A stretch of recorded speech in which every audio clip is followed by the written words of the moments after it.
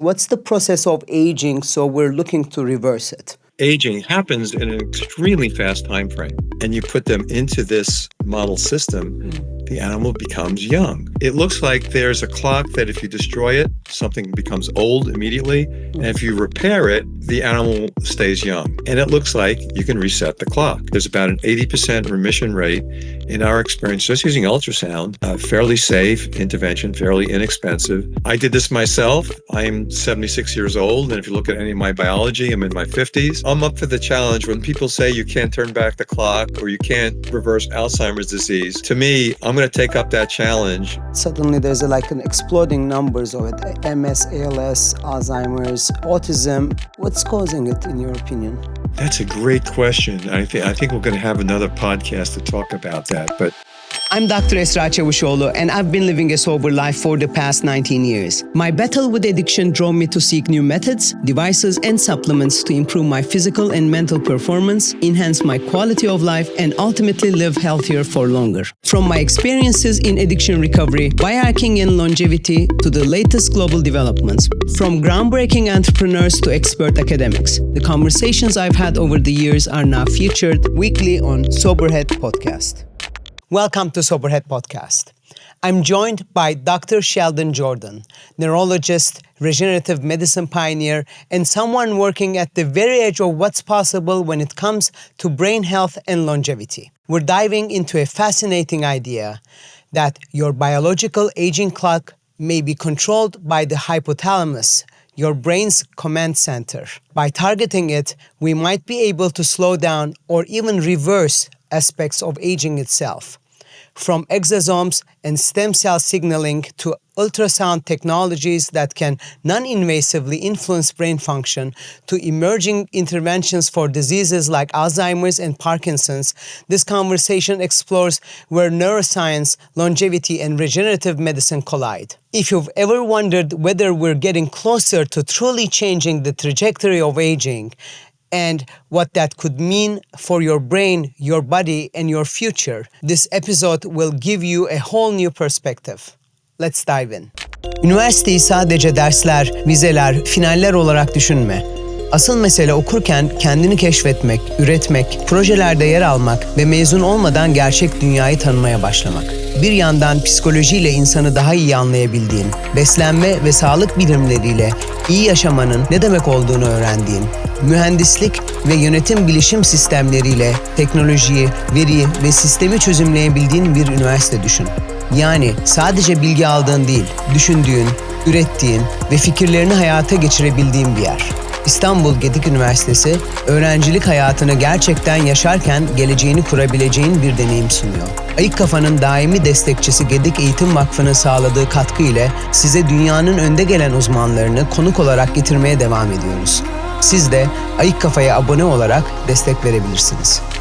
Dr. Sheldon Jordan, welcome to Soberhead Podcast. I'm beyond honored because you're such a highly decorated neurologist and you have so many, I want to say almost like inventions, treatments. You touch almost all parts of the brain of someone can be wrong, from autism to Alzheimer's to Parkinson to OCD, everything. And you don't stop. You keep looking and keep looking and keep looking. I mean, I had the honor a few times to watch you on the stage, and it's fascinating. The energy of yours, the stamina, the smart and everything. And I know the answer, but I'm sure my audience is going to be dying to know. Welcome again.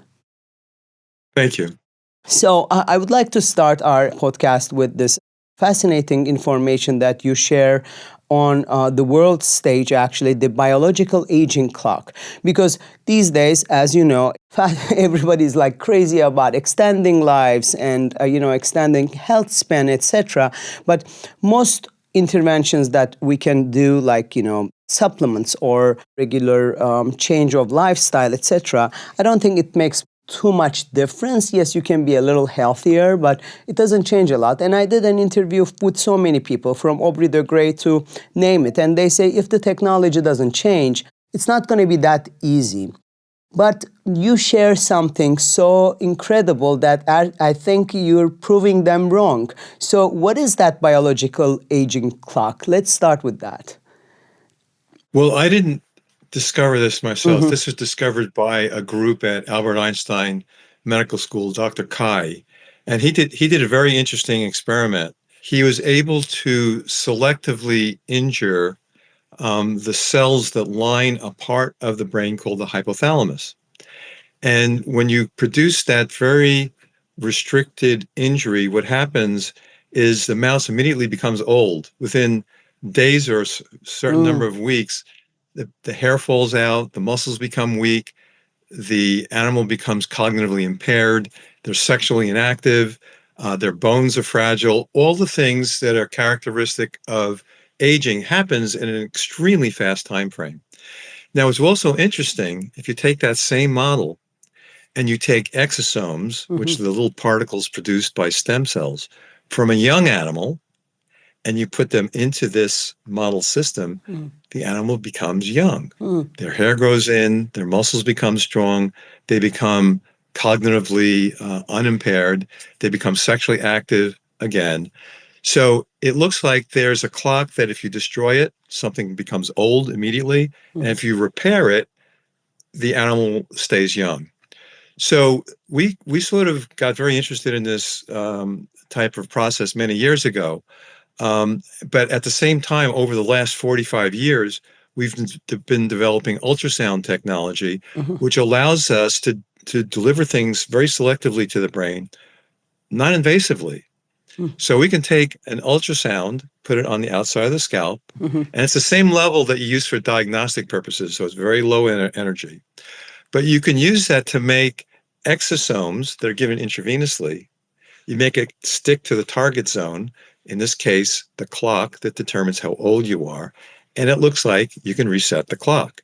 So I did this myself. I'm 76 years old, and if you look at any of my biology, I'm in my 50s. So this is something that we're very interested in studying. We have an ongoing study that happens to be in the Bahamas at the Global Alliance of Regenerative Medicine.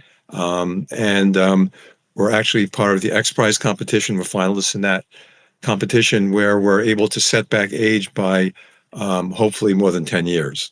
So you explained in a very short way how it happens and how you can help people to use the same methodology, let's say. I shared this information with many people when I came back to Turkey, what I heard from you, and they couldn't understand exactly how an intravenous exosome can travel through the system and go hit the brain. But before that, I have more questions. So if you know how, you can turn the clock and there are experiments, can you share with us, why hypothalamus is so important and what happens, what's the process of aging, so we're looking to reverse it? Let me jump in for a very quick second. If you can hear me right now, we know you're watching Soberhead. But are you subscribed? Could you check it for me? Very honestly, our subscriber count gives us real leverage when it comes to convincing the guests we invite to join the show. So, if you want to keep watching some of the best experts in their field right here, please subscribe to the channel. Well, think about all the things that relate to aging. First of all, let's talk about inflammation. So, as you get older, there's a whole variety of inflammatory signals that get turned on that basically tear apart different parts of the body. Your immune system gets old and the inflammatory system gets turned on, and that breaks down the tissues. It turns out that two of the main anti-inflammatory systems are controlled by this part of the brain. We're talking about the hypothalamus.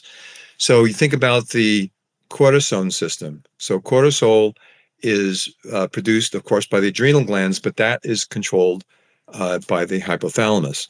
And then there's another system which we're just learning about more recently, which has to do with the vagal anti-inflammatory network. And the way that this works is that the hypothalamus controls the vagus nerve, which travels all the way down to the spleen. Wow. And in the spleen, you have a resonance of all the mononuclear cells, white cells. And it turns out the white cells get re-educated by this inflammatory system. So the brain controls the immune systems in your spleen. Okay. And they basically are able to turn off the inflammatory type of profile that a white cell might otherwise have. So two of the main anti-inflammatory systems can be modified by making that hypothalamus act in a younger fashion rather than the older fashion where there's more inflammation allowed. Second thing is think of hormones. Okay. Think of how important to stay young, you need to have the sex hormones, the testosterone, the estradiol. You need growth hormone. You need thyroid hormone.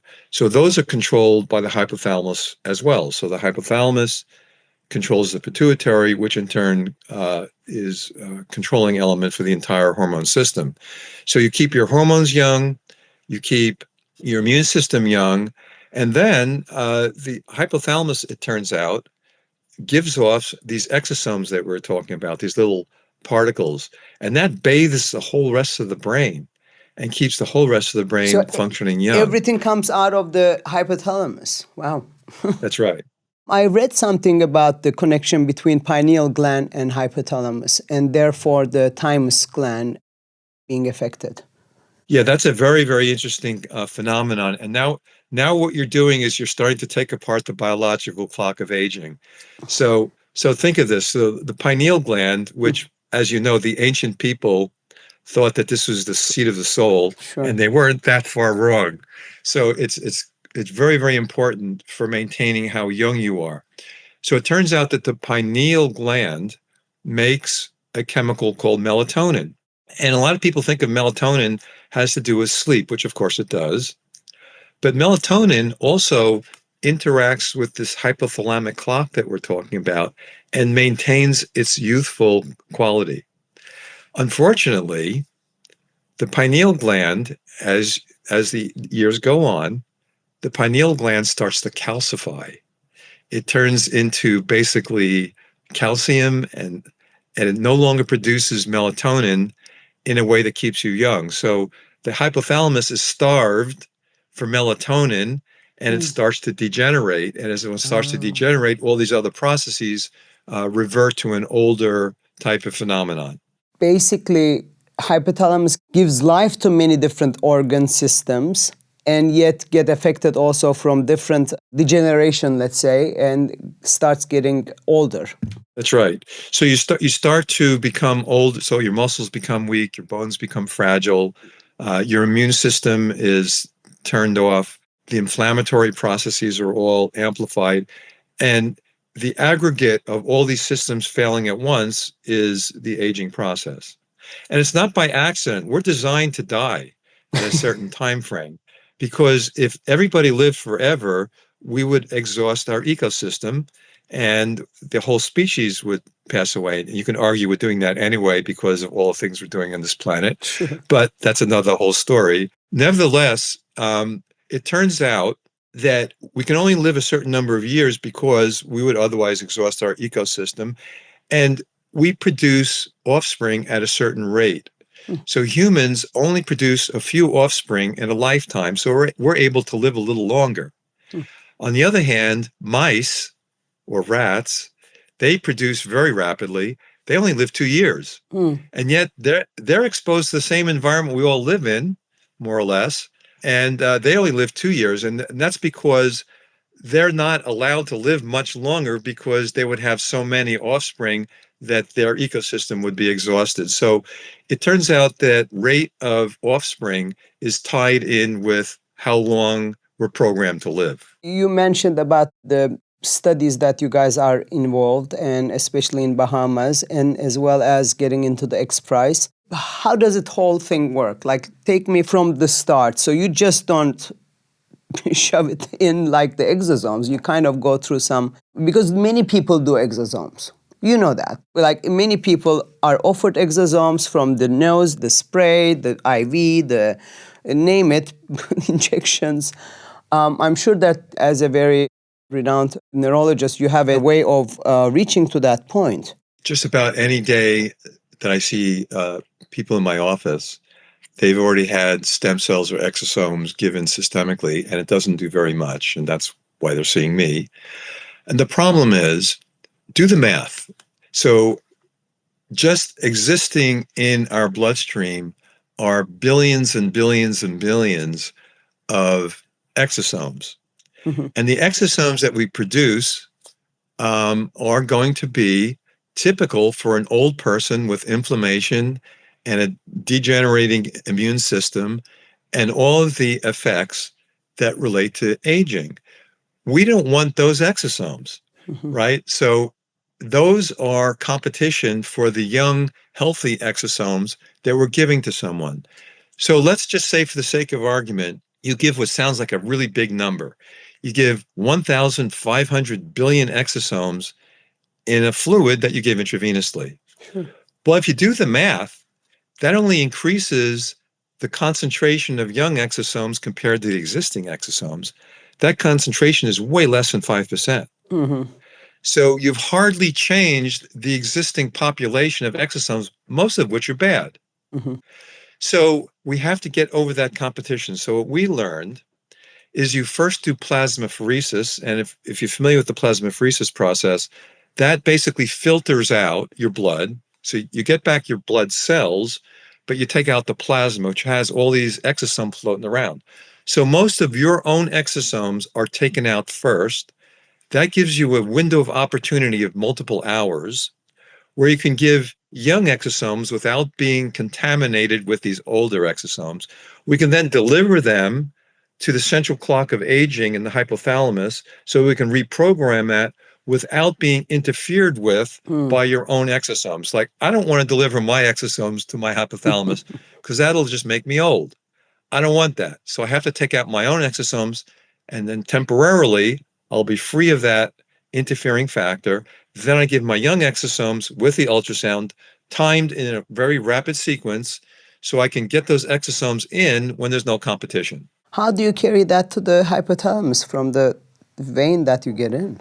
The way that your body responds to an injury Okay. is that it turns on adhesion molecules, so receptors, for white cells and exosomes in the blood vessel in the area of injury. So if you have an injured tissue, it talks to the blood cells, the lining of the blood cells in that zone, and it turns on these receptors for white cells and exosomes.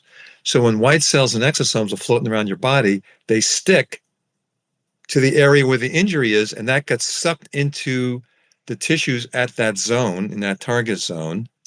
And that allows the white cells and exosomes to do their good work, their good signaling work to get a repair process going. When you use ultrasound, it's sort of like simulating a very low-grade injury.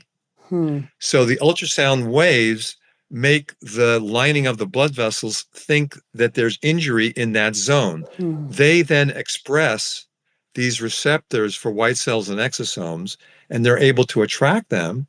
They actually go through the lining of the blood cells and they get into the brain in the target zone. We published this in Nature, one of the better journals in medicine. We published this a couple of years ago to show that we can actually do what we're talking about. So by taking an ultrasound, putting in a specific area, pointing at a particular area of the brain, and then giving exosomes intravenously, we can target exactly where we want it to go, non-invasively. So this does not cause any permanent damage to the brain. We're using the same level of ultrasound energy that you would use for diagnostic purposes. And so you know that if you were pregnant, you would get ultrasound to look at your baby. It's the same level of ultrasound that we use for diagnostic purposes, which is very safe and has over a 40-year history of safety in humans. You said it makes a difference of give or take around 10 years. How do you measure that, getting younger? Well, many ways of measuring aging. One, you can look at performance. So how fast can you get off a chair? How fast can you run up a flight of stairs? So the performance measures. Second thing is you can look at the quality of muscle with magnetic resonance imaging. So you can look at how much fat, how much muscle muscle fibers are in a particular muscle. So that can be measured. You can look at the inflammatory system. So the inflammatory factors that we can measure in your bloodstream, you can show those going down. You can look at white cell function. Do you have the right kind of white cells? Are they active? Are they inactive? How about your immunoglobulins? So you can start looking at the immune system, how old it is. You can look at your muscles, how old you are. And of course, you can look at the brain, not just the shape and size of the brain. With advanced imaging, sometimes called functional imaging, you can start to look at the different processes in the brain. You can look at what's the drainage process like? What do the microvessels look like? How much inflammation there is in the brain? How are the mitochondria, the fuel producing components of the brain, how are they functioning? So with functional imaging, we can start to look at the different areas of the brain that need to be optimized. And when you do the right kind of therapy, you can demonstrate potentially the ability for the brain to recover and become younger in that process. So just focusing to hypothalamus would regenerate all the other parts like the pineal and everything else? Well, this in conjunction with an integrative program, I wouldn't say that just resetting the biological clock is enough. That's a good start. But for example, melatonin, that's easy to replace by taking that. You can sniff it. You can put it underneath your tongue. I don't recommend swallowing it because it's too slow. But you can get melatonin replaced, so you don't necessarily have to, in my opinion, you don't have to necessarily recover the pineal gland. You can replace that. So if you look at an integrative approach, getting the right supplements, again, exercise and diet, optimizing sleep, and resetting the clock, if you do that as an integrative program, we expect that people should function better and function younger. How about regenerating the immune system? Because, most scientists these days say, that's the most important system in one's body that, is causing a lot of these degenerative diseases and all the other illnesses. So you get older and your immune system is not in good shape to fight. That's exactly right. And there is an approach to resetting the biological clock that we're talking about where the immune system is helped. And we were alluding to this earlier, that two of the main anti-inflammatory systems are controlled by the hypothalamus, so cortical system, but also the vagal anti-inflammatory network, which works on the immune cells residing in your spleen. So think of the hypothalamus as being a professor that is talking to the white cells in the spleen and telling them how to behave in terms of their immune capability. So we're basically re-educating, where the spleen is sort of a university for the white cells. Can you put an age to the hypothalamus when you look? I heard that you're the MRI whisperer. There's no one better than you who looks to a functional MRI and tell what's going on in there. Let me jump in for a very quick second. If you can hear me right now, we know you're watching Soberhead. But are you subscribed? Could you check it for me? Very honestly, our subscriber count gives us real leverage when it comes to convincing the guests we invite to join the show. So, if you want to keep watching some of the best experts in their field right here, please subscribe to the channel. Aging can be measured in many, many ways looking at advanced imaging. So, of course, a conventional way is to look at how much atrophy there is. So at a certain age, people start to lose nerve cells and tissue in the brain. So things start to shrink up, particularly in the memory part of the brain, which is the hippocampus. So you can demonstrate a loss of volume, but there are other things that you can do with advanced imaging that relate to aging. So as you get older, the drainage system starts to plug up. Imagine your kitchen sink. If you had your drain was starting to clog up and you ran the water level would back up. So you can start looking at a backing up of the drainage system. You can look at mitochondria. So you can look at glutathione levels. You can look at other markers for the health of mitochondria. Mitochondria age as well. And if your mitochondria are not functioning very well, it's another sign of aging. And the next generation of what we're talking about is to renew the mitochondria at the brain level. There are ways of doing that as well, but we can measure that with advanced imaging. We can look at the circulation. The small blood vessels have to be able to deliver blood, and these are not passive pipes. The blood vessels are able to expand and contract depending on demand. Different parts of the brain turn on and turn off from moment to moment, and the blood vessels have to be able to be very selective in how much blood. Too much blood is bad, too little blood is bad. So the ability of these blood vessels to function can be measured as well, and that's also something that changes with age. We can look at the leakiness of the brain. As you get older, you start to leak more, and we can start to measure the leakiness of the brain. So all these different factors that relate to aging, it's not just the shape and size, it's also the functionality. That can give you some idea of how someone is functioning compared to aged, matched individuals. I do have few question around different interventions. How do you feel about them, or if you ever use them? One would be stem cell injection through the nose for the brain health or improving the cognitive health, and also the clotho gene therapy.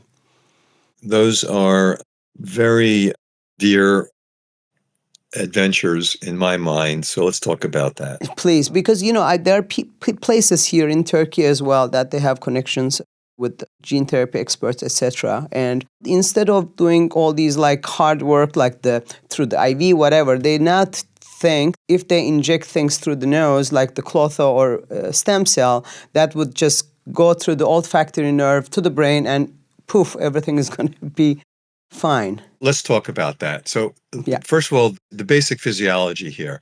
So if you take a mouse or a rat, and I hate to malign the rodent species because they've helped us a lot, but let's talk about them. They have big noses. They have big olfactory bulbs. And if you take a young rat or a young mouse and you have them sniff stem cells or exosomes or peptides, you have a fair chance of getting a good concentration into the brain. However, in humans, we have relatively smaller noses, relatively smaller olfactory nerves. So when you try to sniff something, even if you're a younger individual, less likely that you can get high concentrations into the brain. Here's two other catches. As you get older, the connection between your nose and your brain, which is called the cribriform plate, there are little holes that go through that. Those holes actually calcify. So the conduit is lost in those individuals who need this therapy the most. So you start to lose access.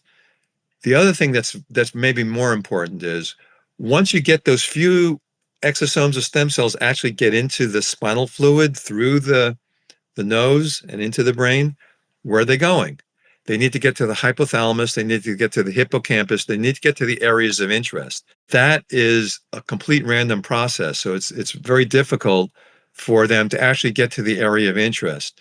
On the other hand, why ultrasound is inexpensive technology, is accessible, and we've demonstrated that you can be very selective. We can get 50% of the payload into the hippocampus or the hypothalamus or wherever we want, rather than a small fraction. If you give How about exosomes of injections stem cells through the nose? if you sniff it or if you give it IV, No, inject. it's a very small percentage. No, not just. If you inject it into the nose, there's only a small percentage, 5 or 10% or less, actually gets into the brain. So it's a very, very small percentage, and then it can go anywhere in the brain, not necessarily the area of interest. What we're talking about is a technology using ultrasound, which is very selective, where you can get perhaps up to 50% of the payload into the area of interest. So it can be very selective. So it's all about efficiency. Now, clotho is particularly problematic because the clotho protein is over 200 amino acids long. It doesn't get into the bloodstream very easily, and it doesn't get across the blood-brain barrier very easily. So you need to have a mechanism of getting clotho deliverable to the brain directly. There are several techniques that you can use.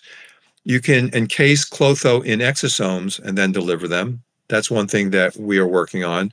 Another thing that you can do is get stem cells that are programmed to make clotho and then deliver those to the brain. You can get stem cells in the brain intravenously using ultrasound, but there are a few tricks to it, including you need to do this with plasmapheresis, just like with the exosomes. And this is a technology that we've been working on, so it is possible to do it. But just simply giving it intravenously without some accessory technology or giving it in the nose, very low efficiency. And the chances of doing something meaningful, I wouldn't say it's zero, but it's markedly diminished. So I'm thinking about let's do this as efficiently as possible because this is expensive therapy. If most of your stem cells are ending up in your liver or spleen, which is what happens when you give it by nose or IV without any help, rather than wasting most of those, let's see if we can get most of them to the brain where we want it. I will connect you with this. There's a very well-versed longevity clinic in Istanbul. I'm sure they're going to be very interested into your technology because they have everything that you're sharing, and they also have the patent of the Muse cells, Muse stem cells. It seems like they're more potent, smaller, so there's no chance that it gets stuck in the lungs and etc. I know that you are also working on other technologies, and some of the stage talk that I listen to you, you're very also focused to Alzheimer's disease, correct? Correct. Yeah, and it's a very unfortunate disease, and it's very difficult to treat. There are very mixed messages. Some says it doesn't turn back. Some says you can stop it. Some are very optimistic that, just with some daily interventions, you can reverse it. So what is your take on it? I'm glad you're bringing that up. So my take on this is everything is treatable potentially. And we've looked at thousands of individuals now with Alzheimer's disease with a variety of interventions over many, many years, using small molecules, large molecules, regenerative processes, ultrasound, other technologies as well. Our experience in our clinic is that we believe that we can stabilize most of these patients. We have patients that we followed for over 10 years where all of their scores are not changing and in some cases actually improving. We actually do not expect people to get worse. We think that this condition can be stabilized. I'm not the only one who would say this. If there's a very interesting article done at University of California, San Francisco, done by Dr. Ornish and his group, where he actually did a double-blind randomized study of a very simple intervention. So this is an intervention where he just looked at diet, a supplement made from lion's mane, and a supplement made from curcumin extract, as well as exercise. Very simple intervention, fairly inexpensive, very accessible. He was able to show in a relatively short time frame, I think it was about 6 months, he was able to show a significant difference between the placebo group, who just did, therapy as usual, and this very simple intervention. There was a statistical difference between them that you could actually stabilize the individuals who had this simple intervention. So again, just diet, exercise, a few supplements, and people did much better. So let's build on that and think of all the other things that we can do. So now we're talking about exosomes and stem cells and other supplements, clotho. Think of all of the other small molecules that actually have been demonstrated to be useful. Insulin can be sniffed. That does get into the brain in humans. Nasal insulin has been shown to be beneficial in meta-analyses. So you can take multiple studies and show that nasal insulin is something that you can do in patients with cognitive impairment. Melatonin actually has been shown to be helpful for a lot of the reasons that we were alluding to earlier. So you go down the list, all the different supplements that you can add to this simple protocol that was demonstrated to be effective by Dr. Ornish at University of California, San Francisco. I think if you put all this together, I think there's good reason to be optimistic. What are the interventions that you're applying? Because, you're much further than most people that are applying on, some other doctors. I think that the simple interventions can work, like we just described. But the way that I approach these patients is, first of all, I'll get advanced MRI scanning to evaluate each potentially failing system. So we talked about mitochondria, blood vessels, inflammation, drainage systems. So I'll do that to see which system is at risk so we can start thinking about a strategy which is very personalized. That's number one. Number two, I think there are some laboratory tests that are absolutely a requirement. We need to get a 42-40 ratio to see what they're starting out with. We need to get a p-tau. We need to get an ApoE genetics. I like to look at systemic evidence of inflammation. And specifically, I'd like to look at advanced glycation end products. This could be measured. So this is something that relates in part to diet and aging. So I'd like to see where we start with. There are interventions specifically for the buildup of these products that age your tissues. The senescent associated secretory phenotype.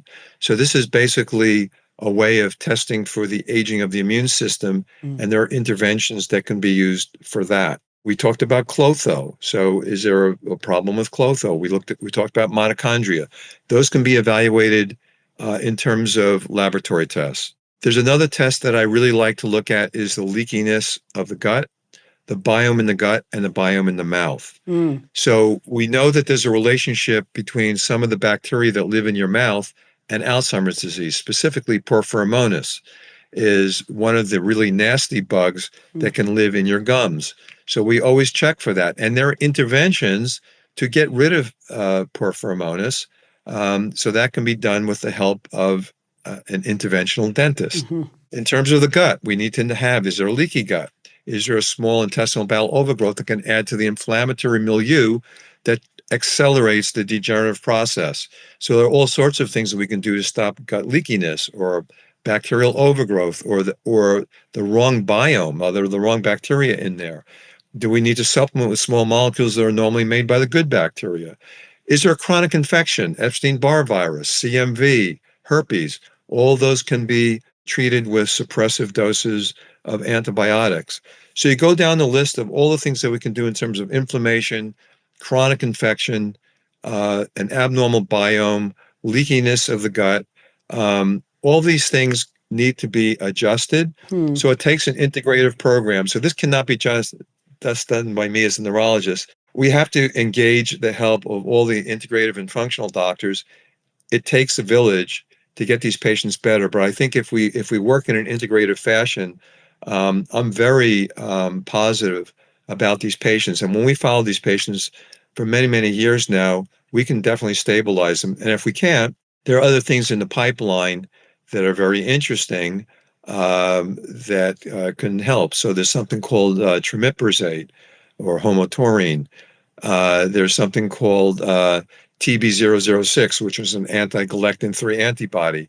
So these are things in the pipeline which have an early access program capability, so we can get patients treated if they don't seem to be responding with some of the earlier interventions that I was talking about. I saw at A4M the big booth of TB006, and you did a presentation about that. Can you share a little bit what is it and what it does once used? Earlier in this discussion, we were talking about, number one, inflammation. And we're also talking about the deposit of these proteins that interfere with the drainage system and start the inflammatory process.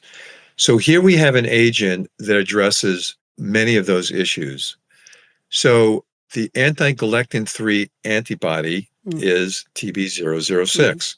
So galectin-3 turns out to be a signaling molecule in the brain, which is overexpressed in Alzheimer's disease.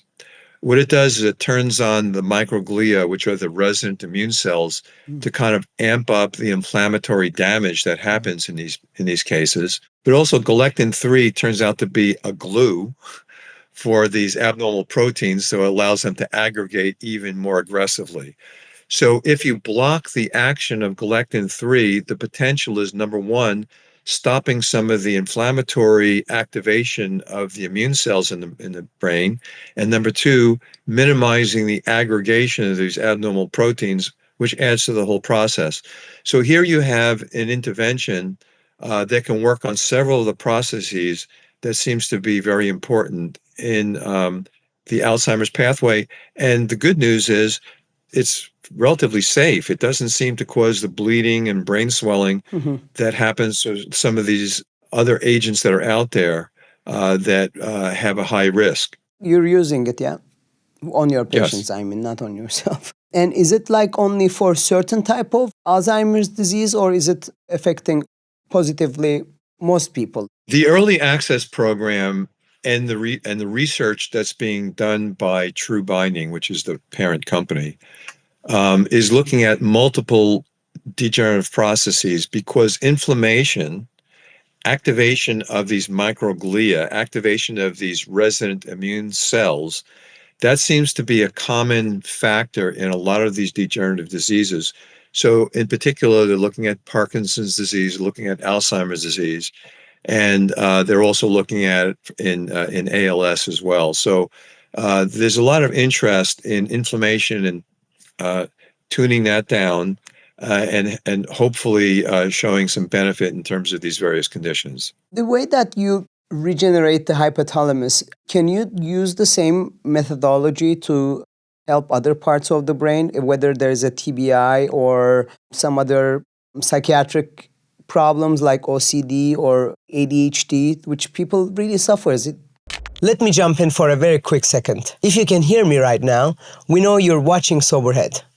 But are you subscribed? Could you check it for me? Very honestly, our subscriber count gives us real leverage when it comes to convincing the guests we invite to join the show. So, if you want to keep watching some of the best experts in their field right here, please subscribe to the channel.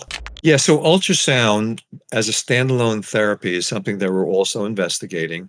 So if you look at anxiety, if you look at depression, if you look at OCD, those are different parts of the brain. So anxiety typically affects the amygdala, which is one center that processes your fight or flight response. Sure. So that part of the brain can be modulated by ultrasound. This is something that we've looked at. There's about an 80% remission rate in our experience just using ultrasound.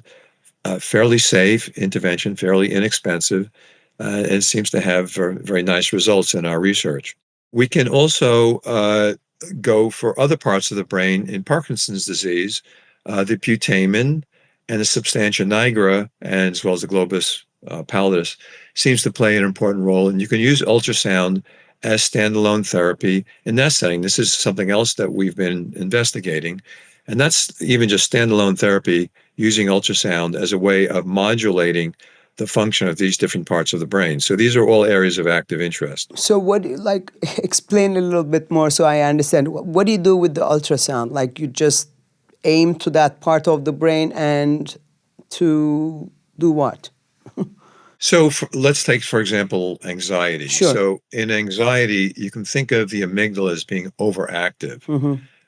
So the amygdala is processing threat and your response to threat, which is anxiety, rapid heart rate, shortness of breath, being jittery, having your blood pressure jump up, feeling anxious. So that is generated by the response of the amygdala. Now, if you turn an ultrasound beam onto the amygdala and you stimulate the ultrasound beam at a certain rate, it can actually produce what we call modulation. It can downregulate the excitation in the amygdala. So the way the amygdala processes information is downregulated, so it's calmed down using the ultrasound without destroying it, without causing injury. You can modify the excitation in the amygdala, and then the clinical response to that is less anxiety when you're going to respond to an outside threat or you have a thought that stimulates an anxious response. It's downregulated, so you don't feel quite as anxious. What's the reason, in your opinion, that all these neurodegenerative diseases accelerated? Suddenly there's an exploding numbers of it. MS, ALS, Alzheimer's, autism. What's causing it, in your opinion?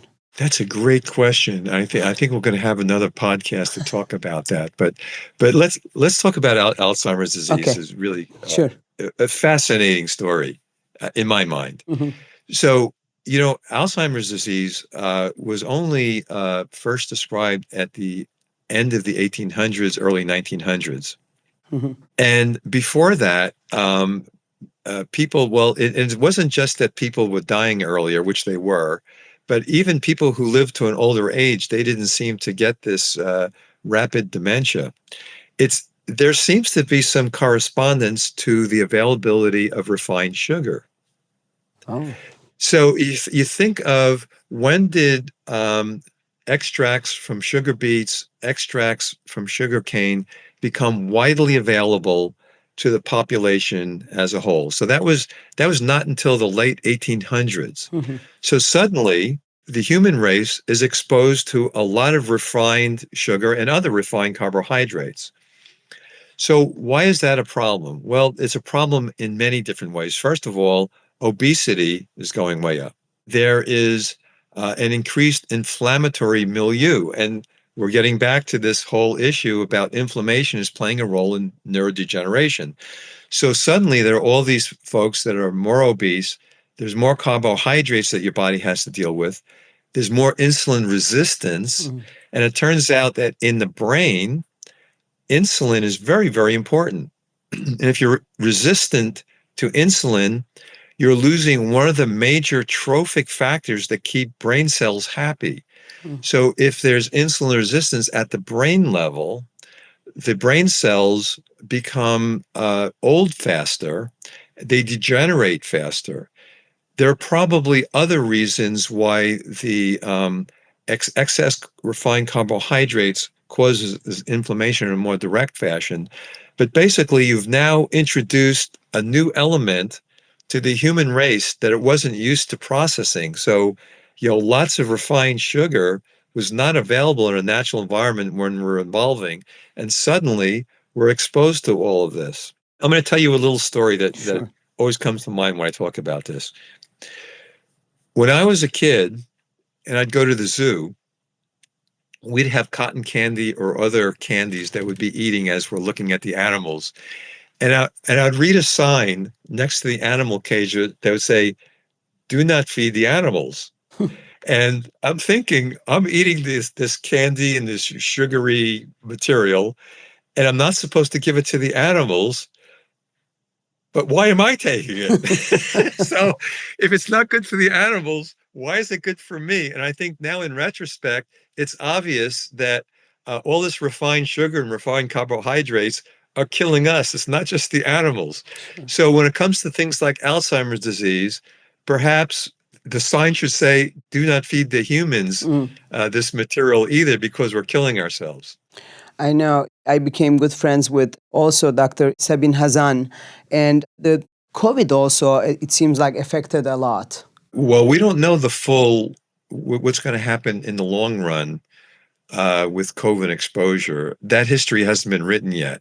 But what we do know, there have been cases of Parkinson's disease that seem to have been described after COVID, very similar to what was found in the influenza epidemic in 1917 and so on.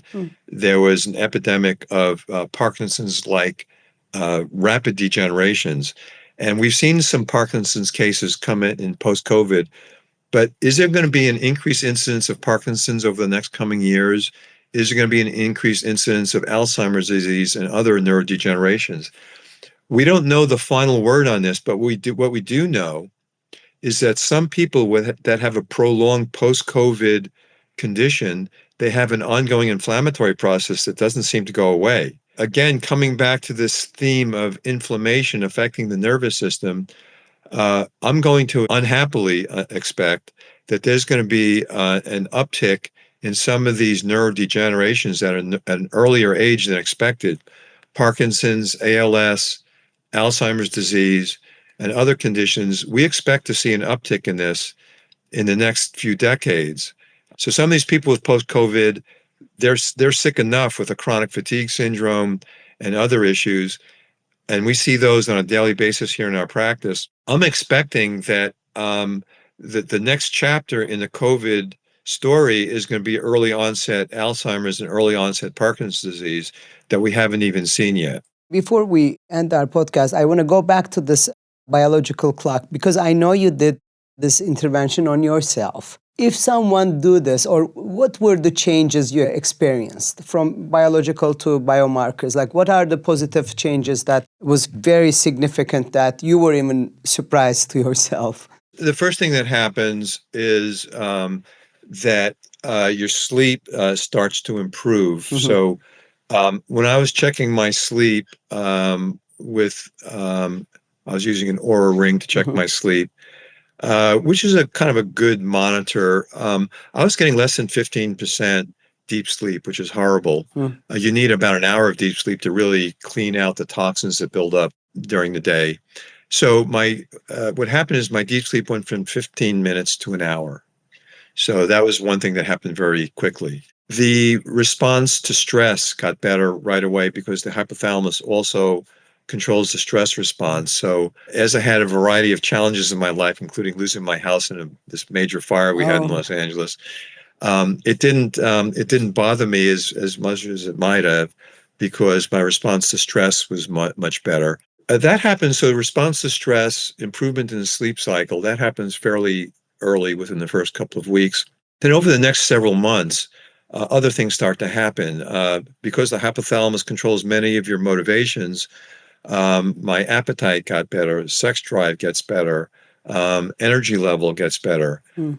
So that happened over, months or weeks, which is, one thing that I noticed is that I started to gain weight because I was eating more. So I had to be much more careful about my diet. And then muscle starts to bulk up. So I was able to do better in terms of my performance outcomes. Like I said, my sleep was better. My hair grew in thicker. My skin became clearer. A lot of my friends and family members would just notice that I had a better jump in my step, and I looked more energetic, and I looked more animated. And I think that there's sort of an overall energizing effect that occurs over many weeks. Is it permanent? Obviously, it's going to be getting back where it is again at some point. Like, what is the amount of? For me, it lasted about a year, and what I noticed is my sleep.